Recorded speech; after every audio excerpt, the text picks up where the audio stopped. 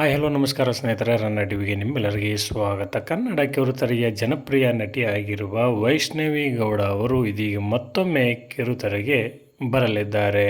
ಇದರ ಬಗ್ಗೆ ಇಂದಿನ ವಿಡಿಯೋದಲ್ಲಿ ತೆಗೆದುಕೊಂಡು ಬರೋಣ. ಮೊದಲವರೆಗೆ ನಮ್ಮ ವಿಡಿಯೋ ನೋಡ್ತಿದ್ದರೆ ಉಚಿತವಾಗಿ ಸಬ್ಸ್ಕ್ರೈಬ್ ಮಾಡಿಕೊಳ್ಳಿ, ಪಕ್ಕದಲ್ಲಿರೋ ಬೆಲ್ಲೈಕನ್ ಮೇಲೆ ಪ್ರೆಸ್ ಮಾಡಿ. ನೀವು ಸಹಿತ ಇವರ ನಟನೆಯನ್ನು ಇಷ್ಟಪಡೋದಾದರೆ ಈ ವಿಡಿಯೋಕ್ಕೆ ತಪ್ಪದೇ ಒಂದು ಲೈಕ್ ಮಾಡಿ. ಕನ್ನಡ ಕಿರುತೆರೆಯಲ್ಲಿ ಅತಿ ಹೆಚ್ಚು TRPಯನ್ನು ಪಡೆದುಕೊಂಡ ಧಾರಾವಾಹಿ ಎಂದರೆ ಅದು ಅಗ್ನಿಸಾಕ್ಷಿ ಧಾರಾವಾಹಿಯಾಗಿದೆ.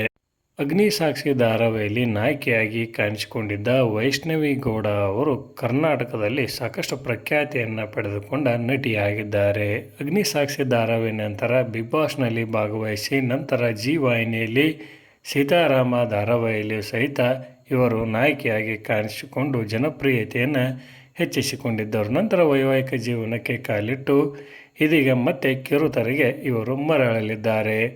ಸ್ಟಾರ್ ಸುವರ್ಣ ವಾಹಿನಿಯಲ್ಲಿ ಹೊಸದಾಗಿ ಆರಂಭವಾಗಲಿರುವ ಧಾರಾವಾಹಿಯೊಂದರಲ್ಲಿ ಇವರು ನಾಯಕಿಯಾಗಿ ಕಾಣಿಸಿಕೊಳ್ಳಲಿದ್ದಾರೆ.